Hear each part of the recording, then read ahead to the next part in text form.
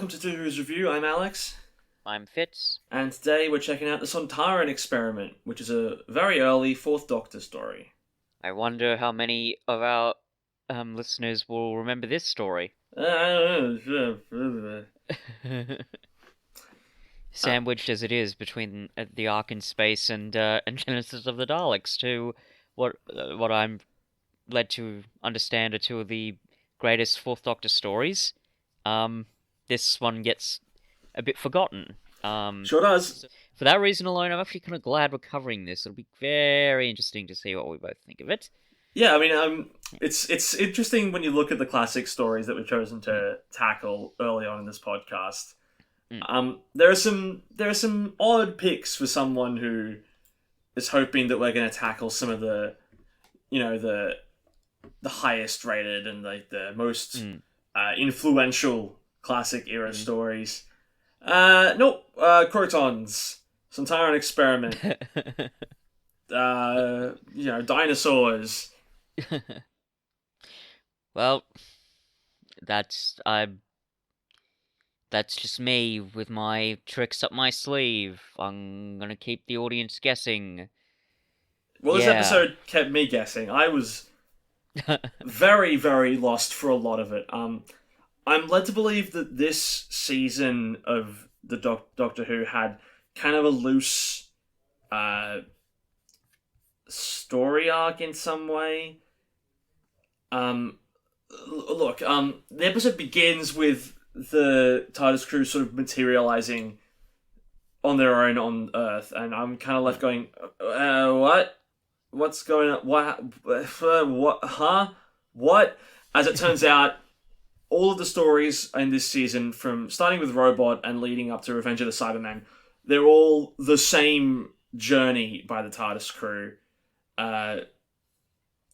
So this episode directly follows on from the Ark in Space. Yeah. As a result, for basically all of episode 1, I was left sort of scratching my head for quite a lot of it. It didn't really help that the episode has a tougher than job that it should have, sort of establishing the world. I think because a lot of that was done in the Ark in Space. Maybe I haven't seen Ark in Space. It was the whole colony thing. So in the Ark in Space, they're in, it's a human space colony, and they've put themselves in suspended animation, but they sort of, I think, messed up the timing, so they've been in suspended animation for like 10,000 years.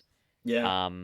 So yeah, that's the basic context of this. And then yeah, I'm not sure. I can't remember because I did watch the Ark in Space a little bit ago. But I think they're obviously not in the TARDIS, where they go through this transmat and get transmatted down to Earth, way off into the future.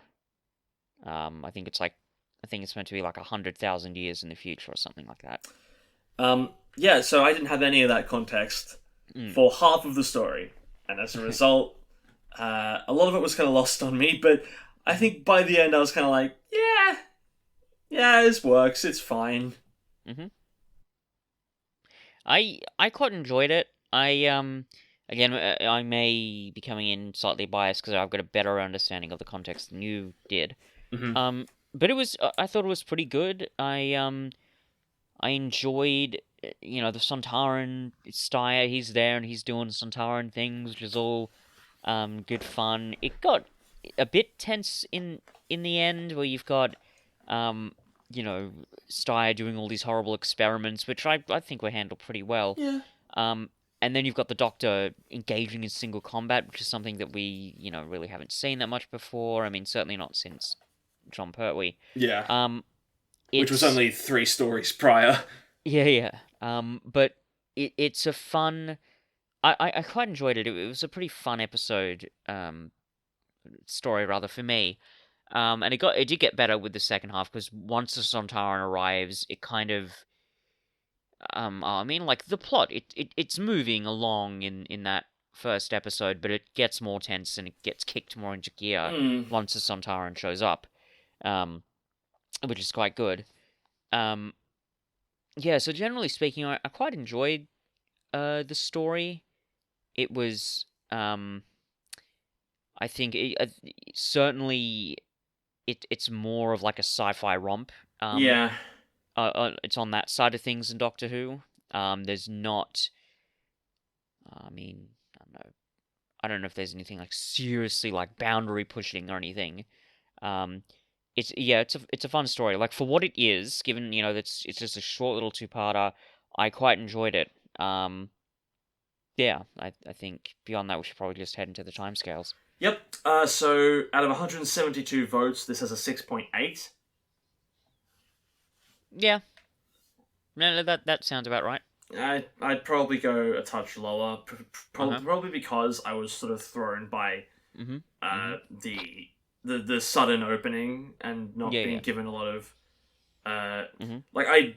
Well, I'll jump to this now. 26 out of 87 people say the story requires a previous. That should be 87 out of 87. Surely, Wait, did you say 26 out of Yep, 87? I shudder for the person for whom this is their first Doctor Who episode. Yeah, yeah, same. Like there's man, like this yeah, there's so much. You don't know who the characters are. You don't know anything about the world building. Oh, this You don't episode know does how a far into the future they this are. Like you episode don't does an know. incredibly poor job of establishing basically any element of not just the show as a whole, but also like where they are, what they're doing, what's going Mhm. on. It takes so long for you to get Yeah, any information like that if this is your first story. yeah, yeah. And I think that doesn't bother me terribly, but I do say that again with hindsight, the fact that I know what happened, because you could argue that you you need another episode, a previous one, to understand what's happening here. Mm-hmm. That's not like I don't blame the show terribly for doing that, because that's the nature of a lot of shows. Now, having said that, one, Doctor Who is a very episodic show. That's just the nature of it. Yeah, Two, even other stories that we've seen, even on this podcast, where you don't fully understand what's happening, you could argue they do a better job at establishing what this world is, who these characters are, and how they interact better than what they're doing here. Um, Granted, that might partly be because this story is only 2 episodes, so they don't have a lot of space to do that. But certainly, other even classic stories like the Time Meddler or Invasion of the Dinosaurs do a better job at establishing all of these elements than what's being done here. definitely. Hmm. I my main problem with this episode, and I'll touch on this now, even though we're still doing timescales. That's all right. Um, it's called the Sontaran Experiment, and the Sontarans don't show up until episode 2, practically. The Hmm. Sontaran reveal is the cliffhanger of episode 1, even though you Hmm. know it's called the Sontaran Experiment. Well, At that point, you've only got one episode left to do the premise of the story, which is the mm, Sontaran doing experiments on this colony. mm, Um, and a lot of the first episode is kind of based around building up intrigue. You've got the pit, the colony, you've got this robot running mm, around capturing people. mm, But like a lot of that stuff is very, very slow and feels like it could have been done mm, significantly quicker to get to the point. You've only got mm, 2 episodes. Get to your premise quickly, mm, mm, mm, please. mm. I looked up a couple of bits of trivia on the TARDIS wiki about this Yeah, story. So yeah, I think that the writers Bob Baker and Dave Martin, they didn't like the title because it gave it away. And we discussed this in the previous yeah, Doctor story. They've had a history of doing this, and it's really frustrating when they do it. Um, I think I said that Earthshock is kind of the exception, but obviously, pardon me. Oddly enough, another exception to this rule is the Invasion of Time, which is a Sontaran story, and the reveal that the Sontarans are kind of behind the evil machinations in the story, that is a cliffhanger, but you don't know it's the Sontarans because it's called the Invasion of Time. Here, unfortunately, once again, Doctor Who has given away its main villain and its premise yeah. in the title. And it's a shame because it would have been a great moment. Just oh my god, it's Sontarans. It's freaky. What's happening? Yeah, well, even if they Have even if they didn't give away the villain in the mm, title, episode one still drags. yeah, I was gonna say. I imagine that even if they didn't, you would still certainly feel the same. Yeah, In terms, I don't know, and maybe it just goes back to because I've said this before. Just sort of different tastes that you and I have in regards to story. You correct me if I'm wrong. You prefer a really strong plot. You want, I things to happen, and you want look. there to have justification in the narrative of all these Well, not elements. necessarily, because I do like character driven stories as well. Mm-hmm. I think that's what you're getting at.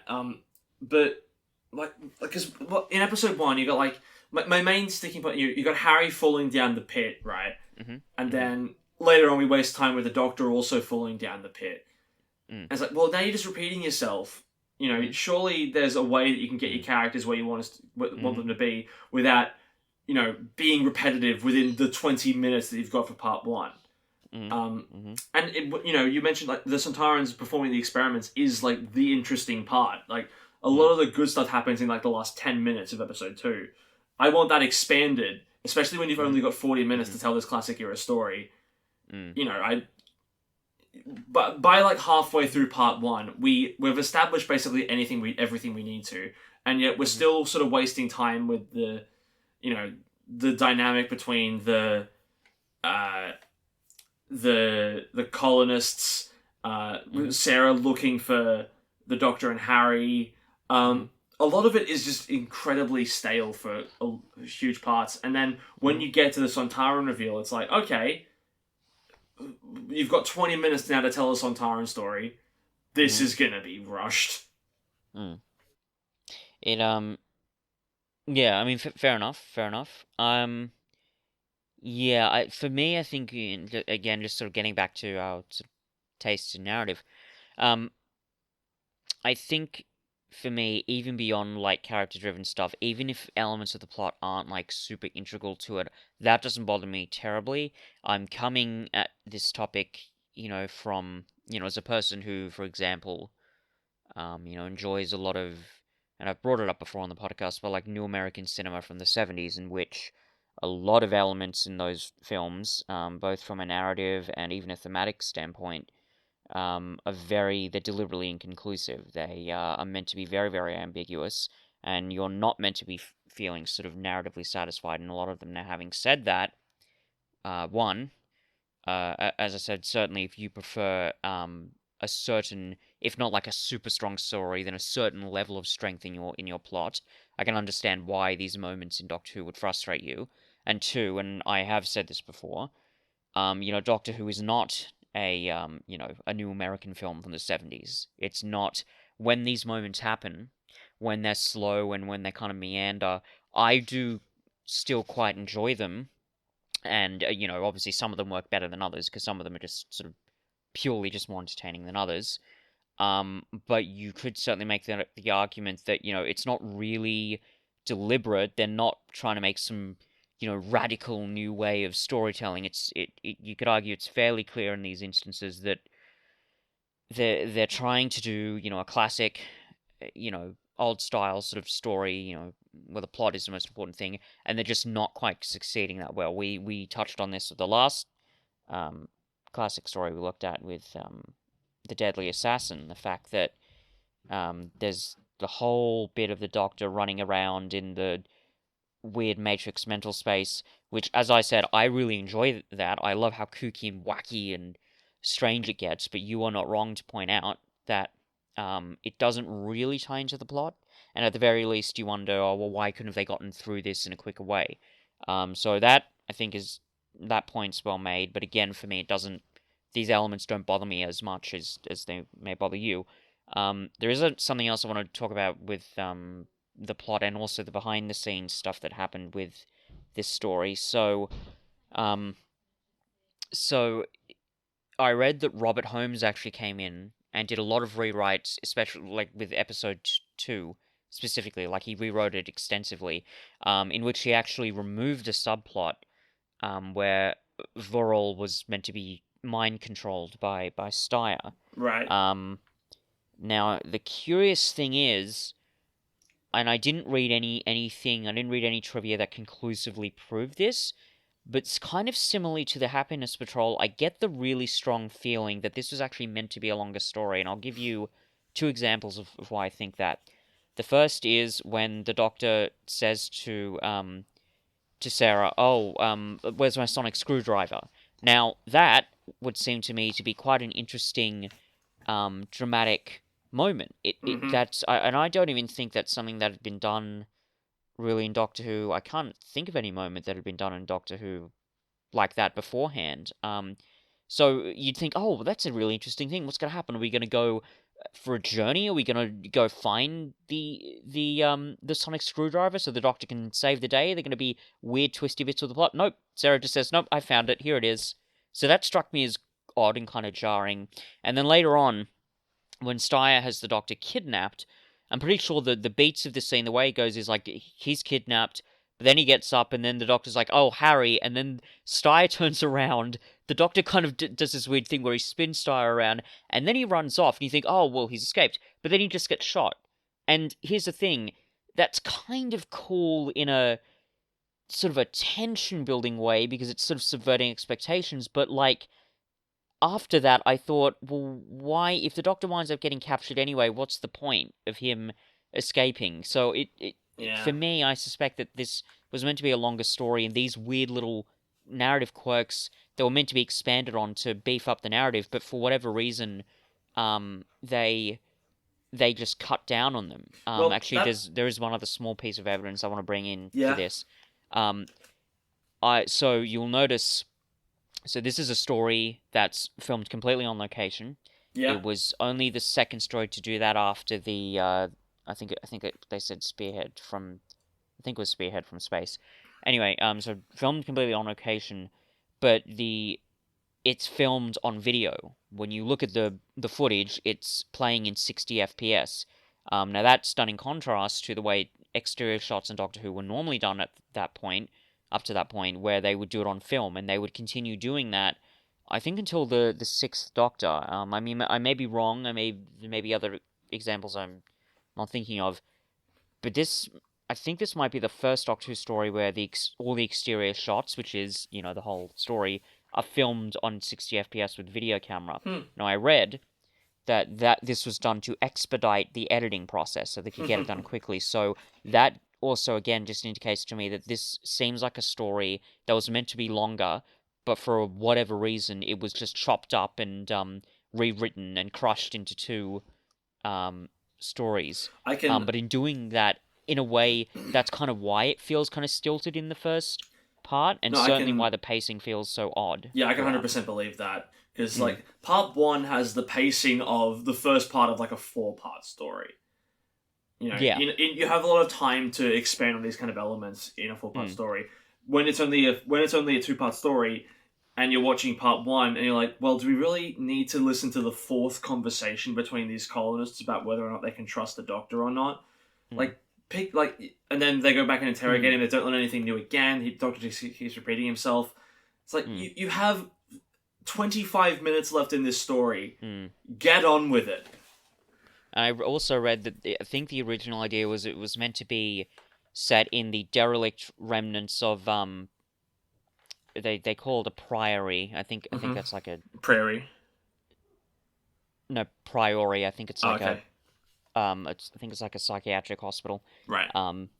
That's what they call it in the UK. I think I might be getting it wrong. Anyway, but it's meant to have a lot of like medieval surgical like torture devices that Steyer was meant to use, and it was meant to be set there, but in the ruins of it, but they didn't. They just decided to film it in Dartmoor and set it, sort of in the Highlands.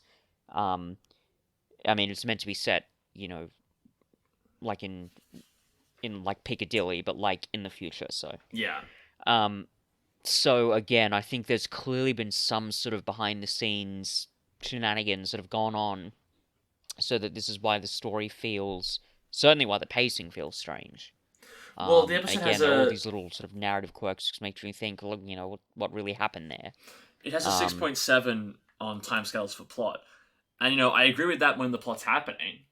When it's not, but overall, it's just not, it's just nothing there. 7.5 for acting.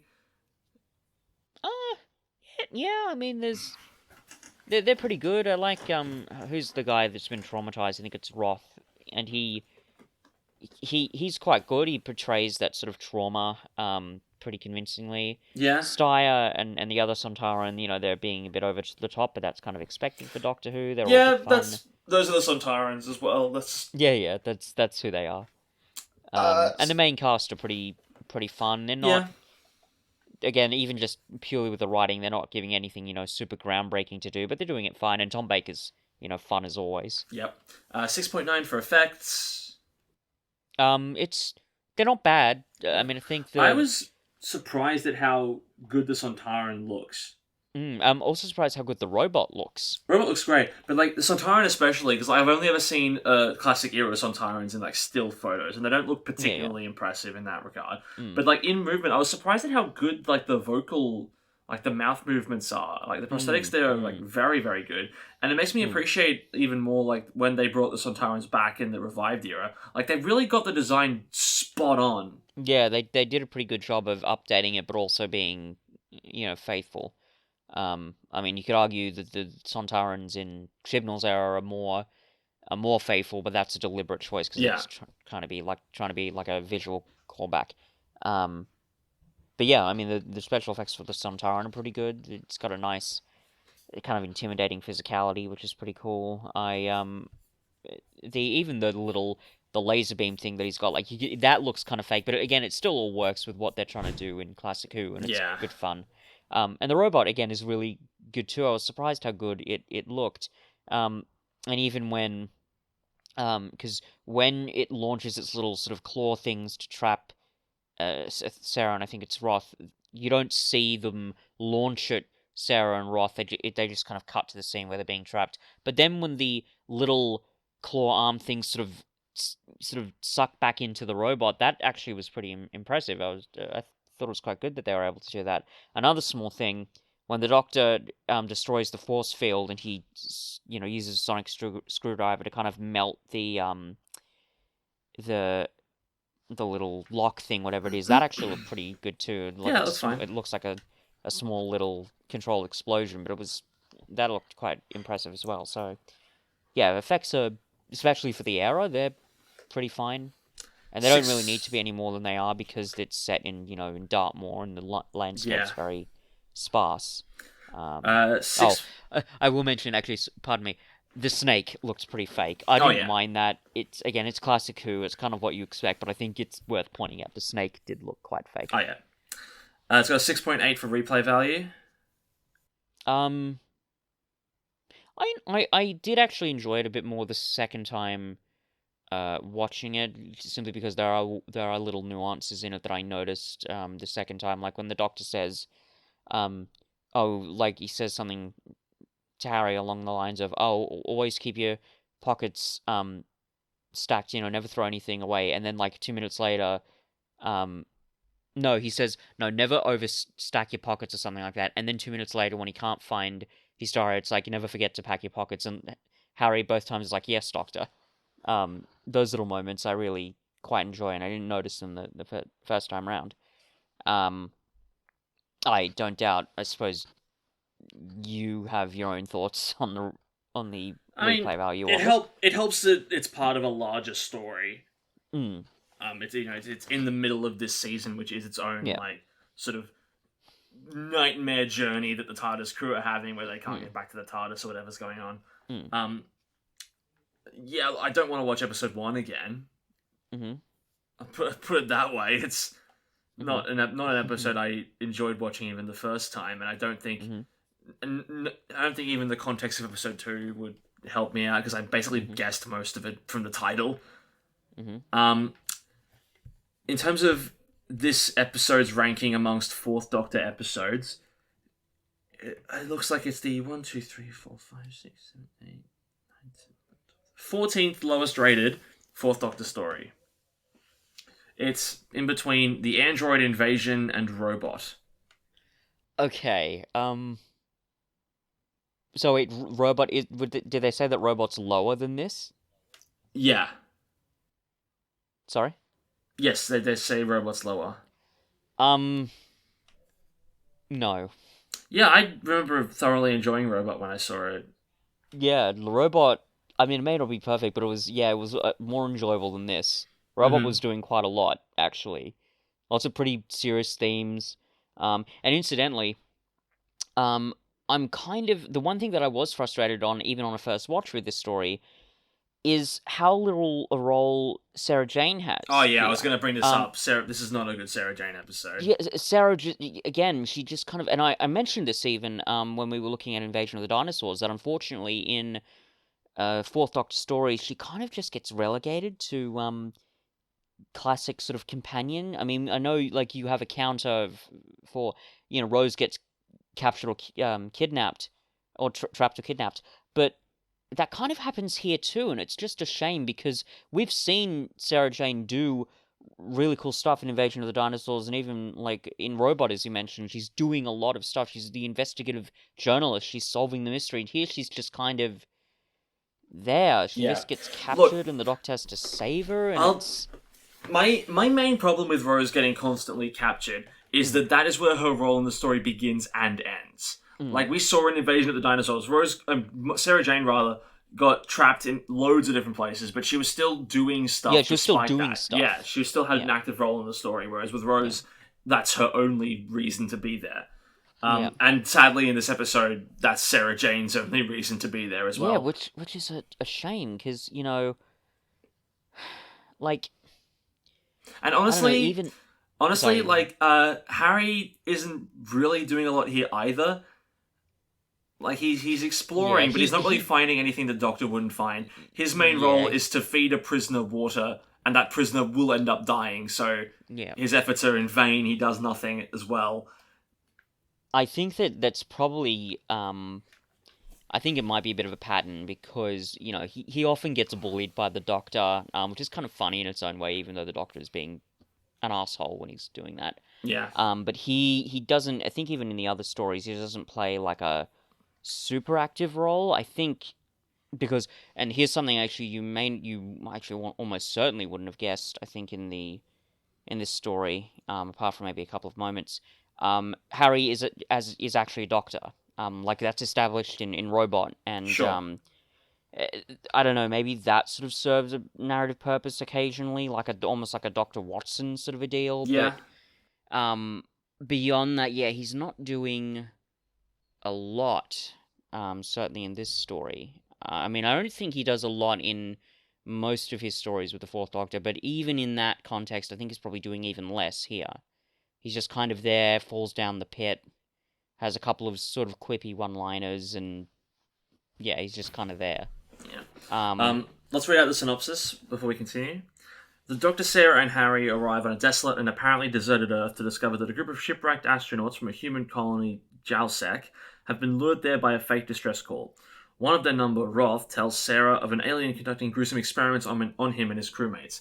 The alien turns out to be a Sontaran, Field Major Steyer, who is compiling a report on human physical and mental capabilities as a prelude to an invasion of Earth. The Doctor challenges Steyer to unarmed combat. The Sontaran agrees, but is quickly weakened in Earth's unfamiliar gravity. Harry, meanwhile, enters Steyer's ship and uses the Doctor's sonic screwdriver to remove the vital cerulean diode bypass transformer, so that when the alien returns there to revitalize himself, he is drained of all his energy and destroyed. The Doctor sends a message to the Sontaran fleet, warning them that without Steyer's report, they cannot invade. So the last paragraph was the last 4 minutes of the story. yeah. Again, pointing out the horrible Mm, pacing this mm, episode has. mm, So mm, it takes place in on a desolate version of Earth. So mm. does this story canonically take place after Orphan 55 then? Um, I'm not sure. I thought with Orphan 55, I don't remember a lot of that episode, but like, was it established that the whole apocalyptic, oh, this is Earth and it's really bad? Did that get changed or reversed, or was it just accepted that this is just Earth now? Oh no, you're clearly forgetting.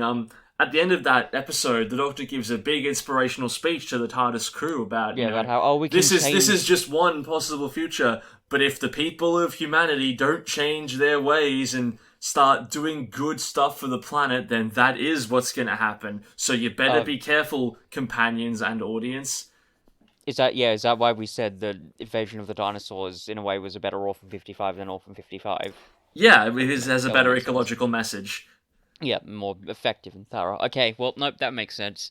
It must take place before then After I was going to say, because because I was going to suggest that oh yeah, Orphan yeah, fifty yeah, five happens, the planet gets scorched, and and then then it's it life begins to heals. bring it starts healing, and then like hundreds of thousands of years in the future, there's human colonies out there, which is how the human race survives. Um, and Actually, that would make sense in a way because I think and we should actually look at the arc in space at some point, but I think it's established that something happened with Earth. I think it was either due to nuclear problems or maybe it was ecological issues where they had to leave I Earth, think I remember and them then they saying would in go this back episode. and I think I remember them saying in this episode it was like a solar flare or something. yeah, yeah, I think that was it. And they had to go and leave, and then I think that the idea was that they were going to come back and repopulate the Earth, but again, they just basically slept in their suspended animation for too long. So, I would love it if like this is the actual canonical timeline where the Earth gets raised by a solar flare, it mutates the population into the dregs, and then years later the Doctor arrives on the planet and just assumes that the whole thing was a climate disaster, like based on the greed of humanity and nuclear winter and that, instead of just being like a standard solar flare activity that people could have just left for. That would amuse me so much if that ends up mm. being like the actual true timeline. Fair Um, enough. but yeah, there's a colony there, and the Sontaran arrives to do experiments on them. Yeah, it's we don't really get a sense. We don't really learn much about what the experiments are, which is partly why I think episode one really could have sped itself up because we could have Mm. actually seen more experiments and learned like in detail what the Sontaran was trying to do. So like he's Mm. the main one that we see is he's testing the pressure limit on the human rib cage or breastplate or whatever it is Hmm. by lowering more and more weight onto it. And the entire time Yeah, I'm watching that, I'm thinking, cool. How does this help you shoot a gun at them? well, I think because the whole thing is about understanding what this species is, and that not just like their resistance in a whole bunch of ways, like the fact that you got the guy who's died, and he says, yeah, he died after 9 days, and lack of liquids meant that he lost most of his motor control after only 3 days. I think I don't know that those elements didn't bother me that much. I And think they like it, worked. I think they needed to be more justified. I think, which is Mm, why I was annoyed at the first episode by the end of it, because mm, like I say, they're testing how much weight you can put on a human chest before it just like mm, caves in and sinks in, and then it's like okay, but when you invade, you're not going to be dropping tons of weight on people. You're going to be shooting them with lasers. So mm, why do you need to know the mm, upper limits of mm, you know excess weight on the chest of a human? That doesn't help you at all. I mm, needed to know. mm, I needed to know why they needed to do the experiments beyond just we're testing humans. mm, Well, you're testing them for what? Because again, you can just shoot them. mm, mm, You're not planning to subjugate them. You're not planning to enslave them. You're planning mm, to invade and wipe them out so you can take the planet. mm, Right? Am I mm. missing something, or is that their plan? Yeah. Okay, Basically, no, so that makes sense. yeah, so like, what is so important about this information that you're getting? Like Mm. at the end of the episode, when the doctor's like, "You can't invade because you need Steyer's information," Yeah. I'm sitting there like, "No, you don't." Not Yeah, only is that's that information, from what we've seen anyway, completely negligible to you actually killing a human, but like, there's only mm, four of them on the planet. mm. You don't um, need that information. yeah, yeah. I think even in that last bit, that actually made me a little bit suspicious. I thought, yeah, like because they said, yeah, what are we gonna do about the invasion fleet? And the doctor's like, oh, I'll take care of it. But like, did you really, Doctor?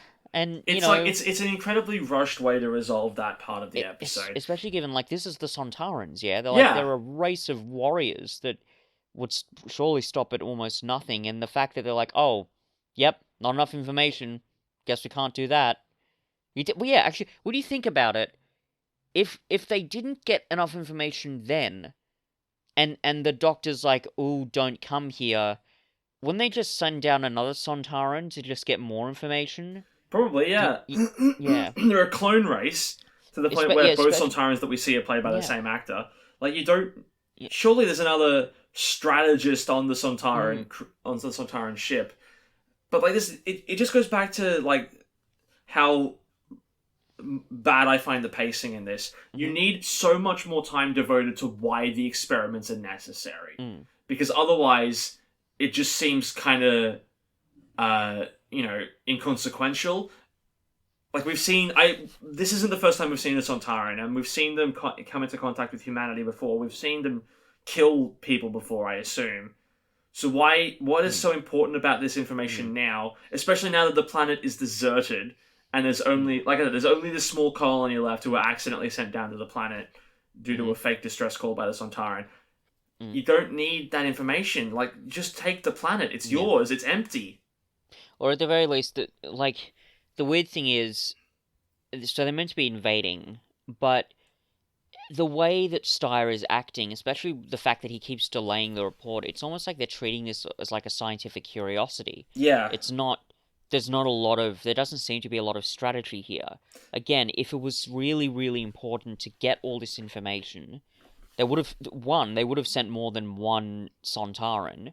And if there were delays or there were problems, then they would have sent more Sontarans. Like the leader literally says, we cannot go down until your report is concluded. But like, why? Why? Yeah. Like, why does this specific report need to be done? And to Can't another you? to another Mm. extent, how does any of this information help you fight the Rutans? Oh yes. Like we've seen, like we know what a Rutan is, right? Like I think it presumably looks nothing like a human, or at the very least would have completely different physiology. So The Rutans were not. I think they were mentioned in the Time Warrior, but then you don't actually see them. I'm sure I'm think I'm getting I this right. just looked it up. They're like jellyfish things. Yeah, they're green balls of slime, and Okay. they're in the horror of Fang Rock, Okay. which wouldn't show up for another couple of years. Sure. Um, but yeah, like you're right, their physiognomy is totally different to humans. Yeah, like I don't know. There, as you said, there isn't a lot of explanation. It's just like, yeah, go down, get this information, because, as I've said, it certainly looks as if this story would have been longer. Oh Like yeah. something's happened along the way with the writing or maybe the production where they've just had to hack this thing to bits. This is an And episode that is simultaneously rushed and dragged. yeah, which is really enough dragged because it's been rushed. Yeah. Which is kind of curious.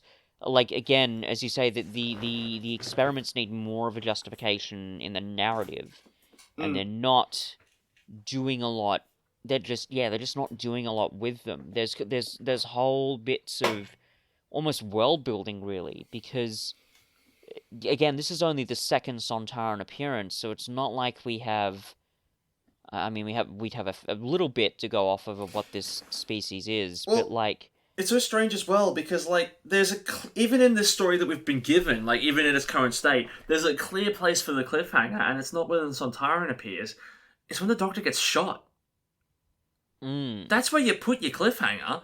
You mm, you you you you cut half of episode one, and you put the first bit of episode two at the end of it. End episode one when the Doctor gets shot. Then you have so much mm, more time in episode two to devote to the mm, experiments. You can yeah, properly establish why they're important.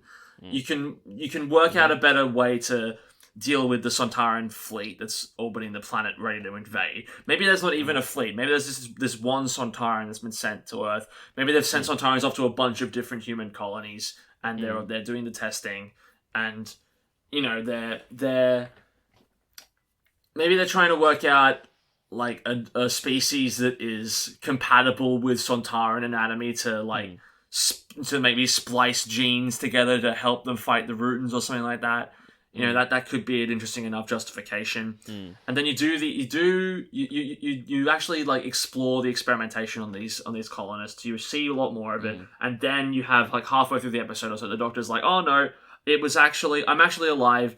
As it turns out, I did the old classic trope of having something in my coat that the bullet actually hit, even though it's a laser. I don't get that. That was weird. Yeah, I guess so. I mean, I like the fact that they had that little, oh, here's my hidden trick up my sleeve, but yeah, that was a little odd, I I mean, suppose. it leads to an interesting, a fun enough Doctor moment where he's like, never throw anything away, and then immediately follows it up And yeah, with, and then he don't keep your says, pockets cluttered, or whatever it was. that's the bit that, yeah, I quite liked that when I watched it the second time. That was, honestly, That's what I like, meant. that was one of the few moments of charm that I found in the story, honestly. A Mm-hmm, lot of mm-hmm, it, I just was very, very bored. mm-hmm. And there wasn't a lot of that Doctor Who charm coming through. I think because the main characters were separated for so long, Mm. and you don't get a lot of that Doctor companion banter that you Yeah, get. you didn't get the ensemble quality. Yeah, like for the bulk of the episode, Harry's alone and doing stuff that doesn't matter. Sarah, for the most of episode one, is talking with Roth, I think his name is, Yeah. and Roth is a character that is set up really early on. He's interesting, Hmm. but then he gets unceremoniously killed at the start of part two, so it didn't matter.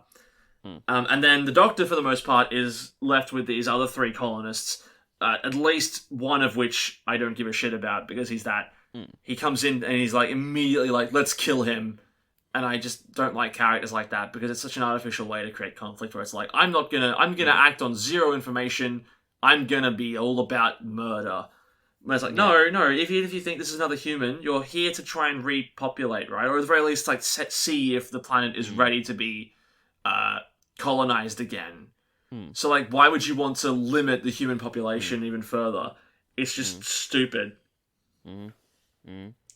So at that point, basically all of the dynamics that the episode is exploring either don't matter or I don't like.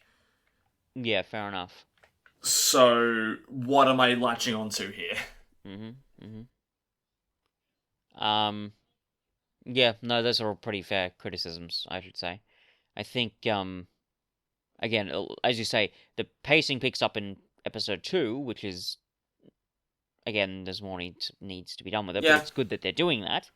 And I quite enjoyed a lot of the conflicts. Again, near the end, the conflicts between the Doctor and Steyr were quite good. I like the kind of ruse where the Doctor's like, oh, yeah, they're part of our slave class, and I'm the real ruling class, and oh, are you a coward, Steyr? That was actually really fun. Yeah, like when they're actually doing stuff with the Sontaran, like, exploiting the Sontaran race and their creed and their all about honor and, that's all really good stuff. And I like when the episode's doing that.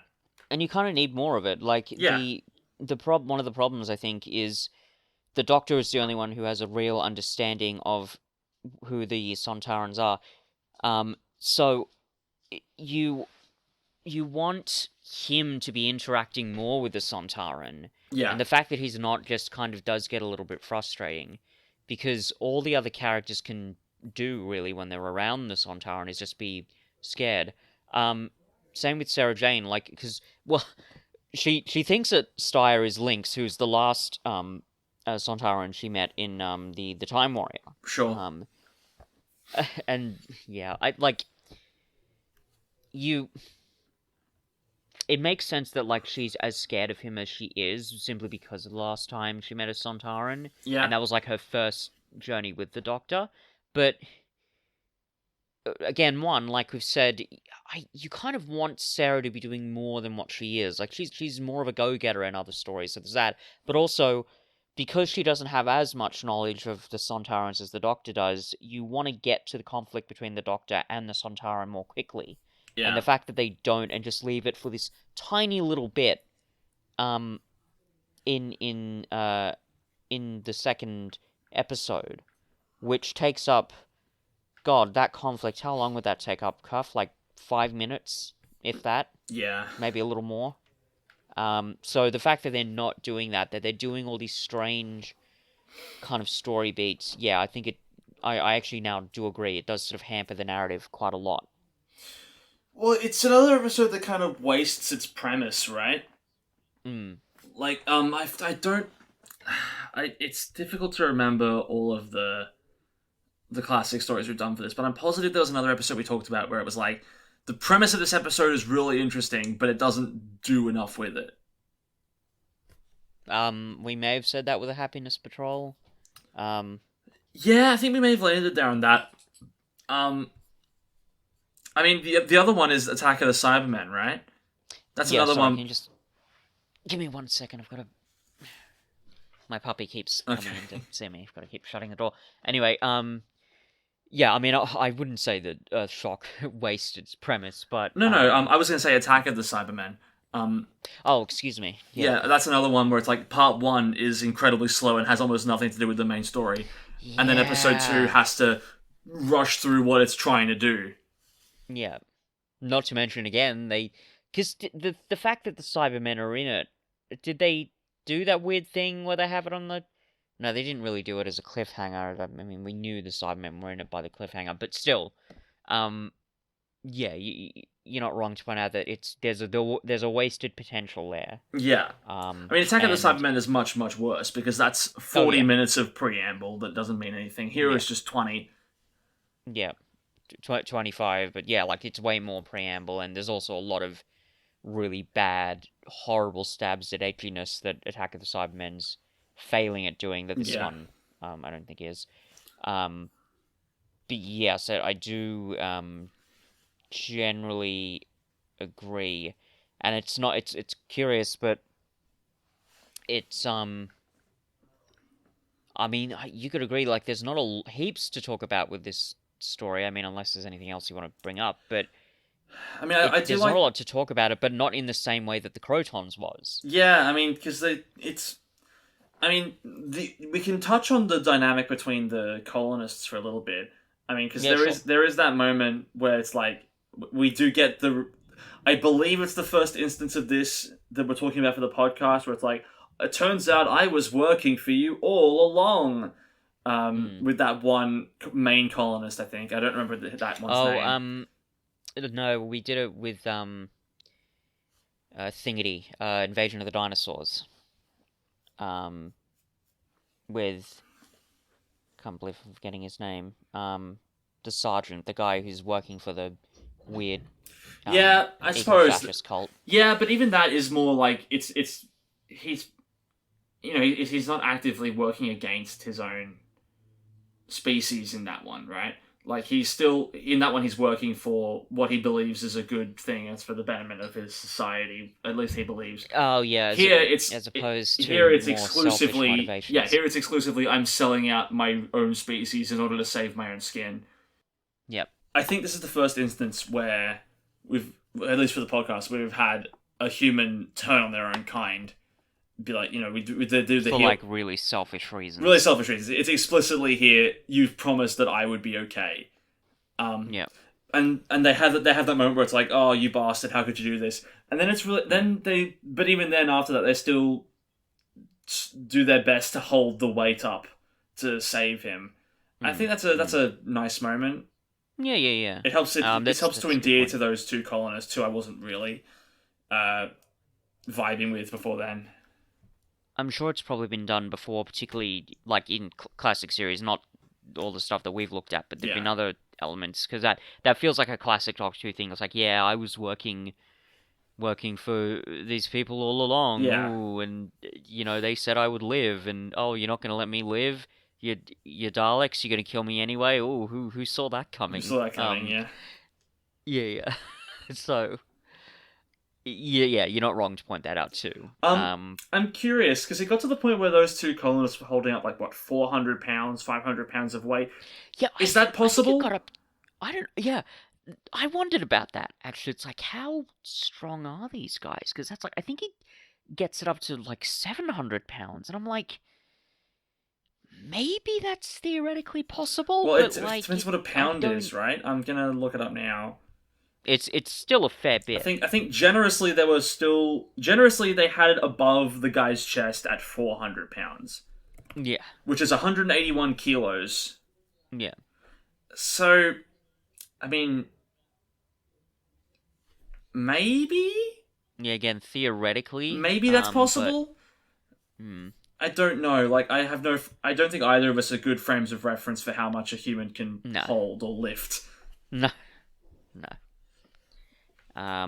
But yeah, like they must really care about their friend. Let's Yeah, just put it that definitely. way. And fair enough. Yeah. Well, they care Um, about their former friend who sold them out. well, yeah, you sold them out. True, true, true. I don't know if there's more to say. I think you're right. We've sort of covered it all.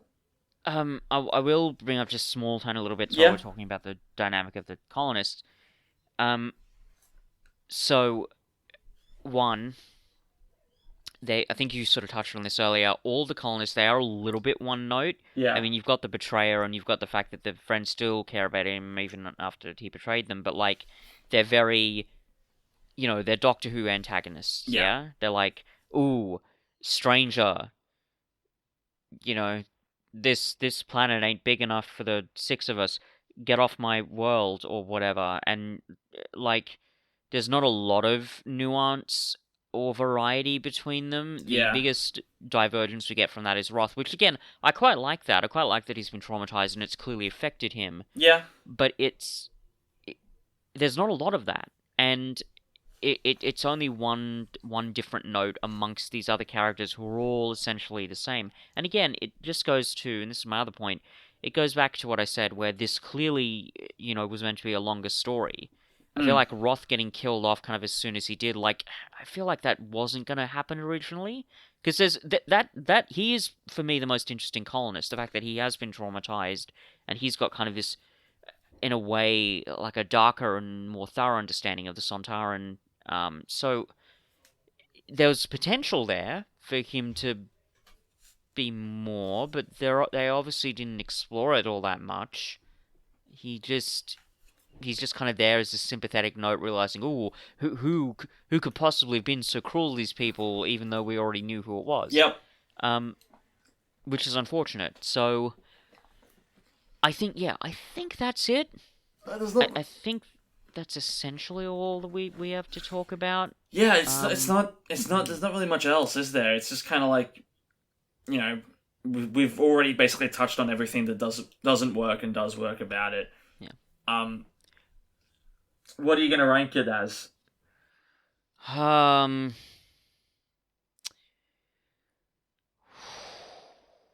um, it's a tough one. Having now discussed it with you, I'm probably gonna give it a 5 Mm-hmm. for me because it's not like horrific. It's not. There's nothing in it that makes me think, "Oh my God, what am I doing?"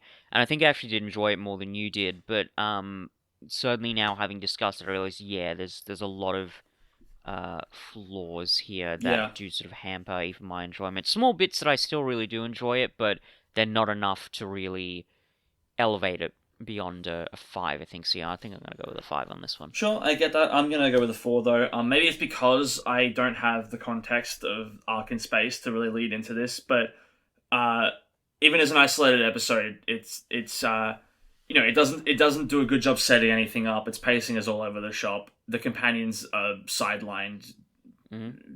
in a way that is kind of unfortunate. The Doctor Yeah. has his moments. The Sontaran's fun to watch, but a lot of the other side characters I just don't really care about. Um, and I think again my main thing is the pacing. Honestly, like episode 1 is so slow and episode 2 is rushed. I would have Mm. loved to have seen a better balance, and it's a shame because I think this story there are a lot of good moments in it, but I Mm. I don't think they were enough to justify the Yeah. whole. Yeah. Sure. Um. Cool. Nice. Well, next time we're going to be checking out The Parting of the Ways, the final episode of the Ninth Doctor era. Until then, I'm Alex, I'm Fitz. and Sontaha.